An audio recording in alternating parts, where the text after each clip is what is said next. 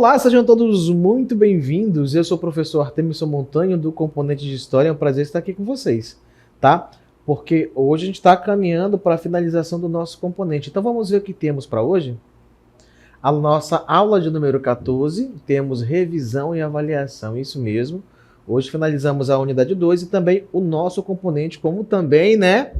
Grande parte do período escolar de vocês aí finalizando a 11ª etapa da EJA. Parabéns para quem chegou até o final. Então, queridos, sem muita conversa, sem muita demora, vamos iniciar nossa aula de revisão.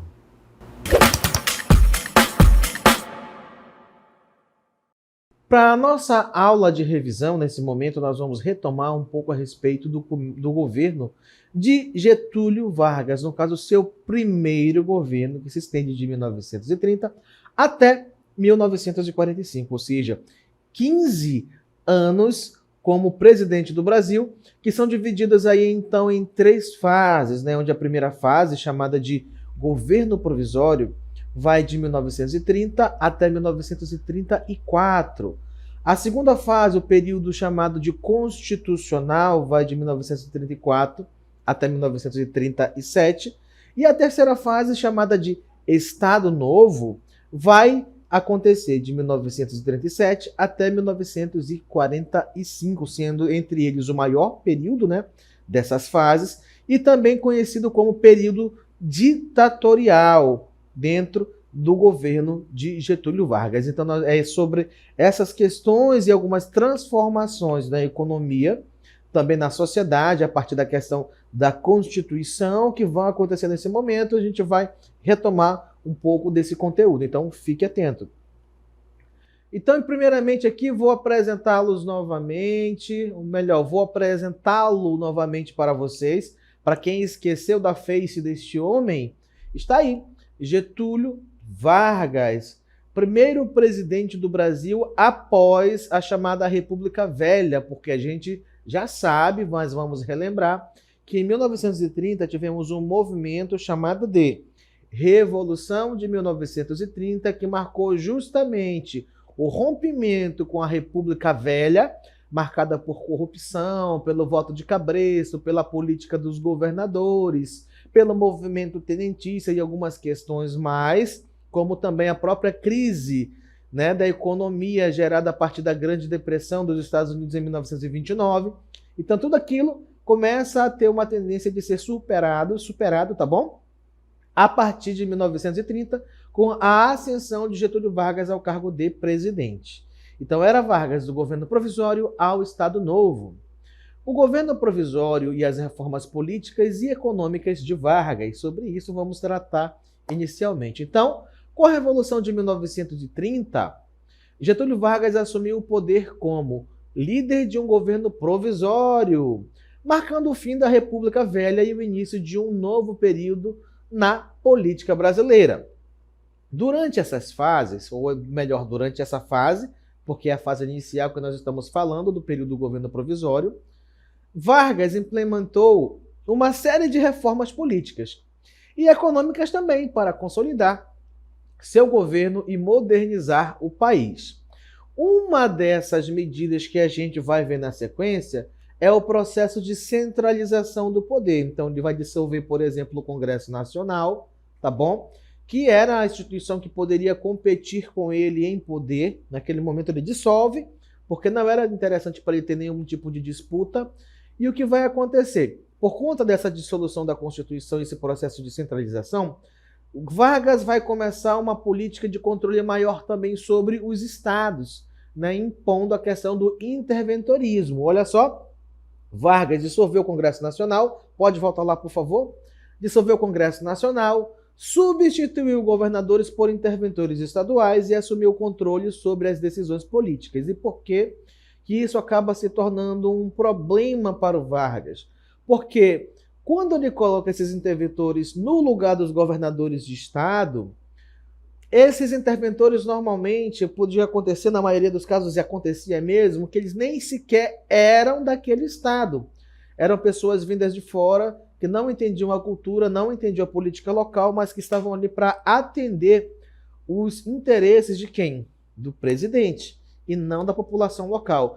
E isso vai gerar uma insatisfação muito grande, como por exemplo em São Paulo, em 1932, nós vamos ter a chamada Revolução Constitucionalista de 1932, que exigia que fosse feita uma constituinte, uma Assembleia Constituinte ali para que fosse elaborada uma nova Constituição e para que se voltasse à questão da democracia e que os cidadãos tivessem direito de votar e escolher de modo direto, através da votação, da eleição, seus próprios governadores. Deu certo? Não, não nesse momento, porque esse movimento constitucionalista vai ser duramente reprimido por Vargas. No entanto, no caminhado tempo, Vargas de fato vai fazer uma constituinte em 1934. Nós teremos então ali uma nova Constituição para o Brasil, que a gente vai já conversar sobre ela. Outra importante mudança que vai acontecer vai ser a intervenção na economia. Criou o Ministério do Trabalho, Indústria e Comércio e adotou medidas para proteger a indústria nacional, reduzindo a dependência do café. Como assim, professor? A indústria nacional já existia nesse momento? Sim, porque Vargas vai ter a grande sacada de mudar o principal produto do Brasil, que naquele momento até então era o café, e vai passar a investir de modo muito grande no desenvolvimento industrial com a questão do nacional desenvolvimentismo. Então, nesses 15 anos de governo de 30 a 45, Vargas investe e transforma o Brasil, para que ele passasse a ser autossuficiente na questão industrial e parasse de importar tantos produtos estrangeiros, ok? Em relação às políticas trabalhistas, iniciou a legislação trabalhista com a regulamentação da jornada de trabalho e direitos previdenciários buscando apoio popular, ou seja, muitos dos direitos trabalhistas que nós temos até os dias de hoje, sejam eles para quem trabalha como CLT, né, ou seja, quem tem carteira assinada, como também para funcionários públicos, vem desse período, tá bom? Muito do que existe é criado nesse momento e tem algumas questões que, por exemplo, são semelhantes, tanto para quem trabalha no setor privado quanto para quem trabalha no setor público. Então, muitos dos direitos adquiridos para os trabalhadores vêm daí, das ideias de Vargas em relação à questão trabalhista. Continuando, essas reformas prepararam o terreno para uma nova Constituição e, ao mesmo tempo, demonstraram a tendência centralizadora de Vargas. Então, vamos ver o que temos na sequência a respeito dessa nova Constituição. Temos aqui, então, o ponto 2, já que ele trouxe tantas mudanças nas questões dos direitos trabalhistas, na economia também, e fazendo a centralização de poder. Lembra que eu citei para vocês ainda agora há pouco que em 1932 em São Paulo tivemos a Revolução Constitucionalista exigindo que Vargas acabasse com o interventorismo e que fosse promulgada uma nova Constituição? Ele reprimiu aquele movimento, mas colocou ali para girar a ideia. Então ele entrega para o povo o que o povo queria, como se fosse apenas uma ideia dele, porque ele é um bom moço de bom coração. Mas, na verdade, ele era quem? Um político populista. Tá bom?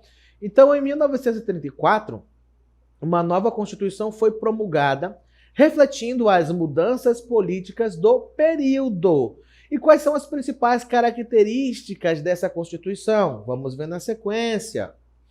Uma delas é estabelecer o voto secreto e o voto feminino. Qual é a importância de se estabelecer o voto secreto, gente?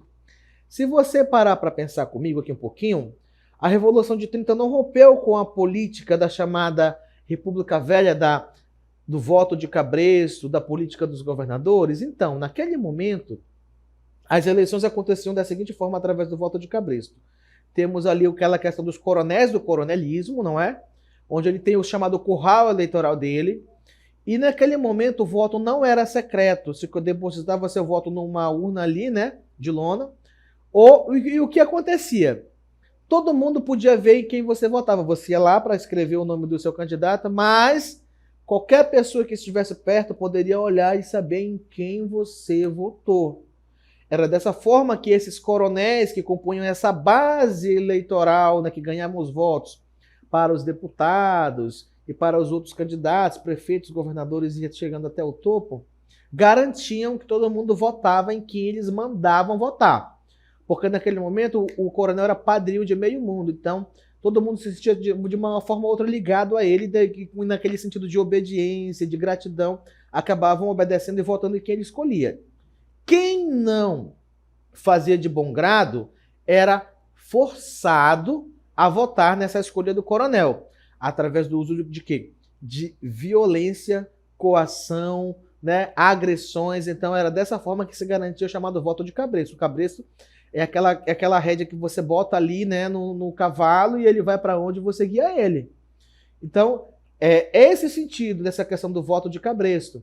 Então, quando Vargas estabelece em 1934 o voto secreto, isso significa dizer que esse tipo de política fraudulenta de obrigar alguém a votar em quem você quer se torna inviável, porque agora não é mais permitido por força de lei, no caso das leis eleitorais, que o voto é secreto e eu voto em quem eu quiser e você nem ninguém tem direito de interferir, muito menos de saber em quem eu votei. Você só pode saber em quem eu votei se eu quiser revelar para você e olhe lá, tá bom? Tanto que nas nossas eleições atuais, até mesmo você ir com o celular para a cabina de votação, assim que se chama, tá? Cabina de votação, não pode.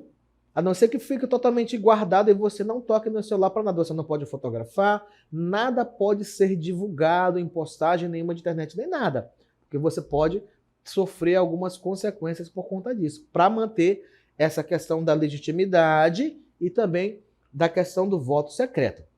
E por que também que é importante a gente falar do voto feminino aí? Porque, de certa forma, isso representa um grande avanço nas questões eleitorais e direitos de cidadania das mulheres. Então, ali, você pode perceber que a Constituição traz, nesse momento, um respiro para a sociedade brasileira, né? E inclui também as mulheres passando a ter o direito de votar, de serem também elegidas como candidatas. Claro que, até os dias de hoje, nós temos ainda pouca representatividade nas questões femininas dentro da política. As mulheres estão ganhando mais espaço? Sim, mas comparado aos homens, o número de mulheres que participam das eleições como candidatas é muito menor, tá bom? Então representa um avanço nas questões dos direitos femininos também a Constituição de 1934. O que mais que ele fez? Criou mais leis trabalhistas, como por exemplo o salário mínimo, que até os dias de hoje ainda existe, de vez em quando sofre alguns reajustes de acordo também com a inflação e que o governo decide, né, fazer com esse reajuste. E também o descanso semanal, ou seja, você trabalha normalmente de segunda a sexta, sábado, domingo, você normalmente descansa, quer dizer, depende também do emprego que você tem, né? Isso pode mudar de acordo com a sua ocupação profissional. O que mais temos na sequência? Vamos lá, então. Manteve aspectos centralizadores, fortalecendo o poder federal. Então, ele continuava ainda segurando o poder nas mãos e mostrou a que veio. Apesar de ser um político populista, demonstrou grande articulação política e segurou o poder para si. Ok? Continuando o texto.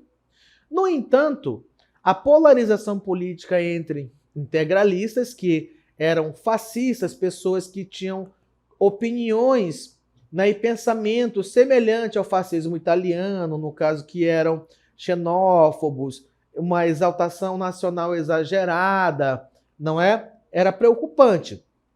E aliancistas, no caso os esquerdistas, que estavam mais associados à questão do socialismo, do comunismo, aumentou o conflito, então, entre essas duas categorias de cidadãos que tinham, né, pensamentos políticos diferentes, levando a conflitos como a intentona comunista de 1935, onde a gente vai ter, de fato, né, a questão dos comunistas saindo às ruas e tentando tomar o poder, mas que vai ser duramente reprimida por Vargas. Então, só que isso vai dar brecha para que Vargas consiga colocar um outro plano em ação para garantir a manutenção, tá, do poder em suas mãos como presidente. Então, Vargas usou esse evento para justificar medidas autoritárias como a Lei de Segurança Nacional de 1935, que reprimia opositores, e com isso ele pegou essa ideia da questão da presença dos comunistas, escreveu, forjou uma carta com o chamado Plano Cohen,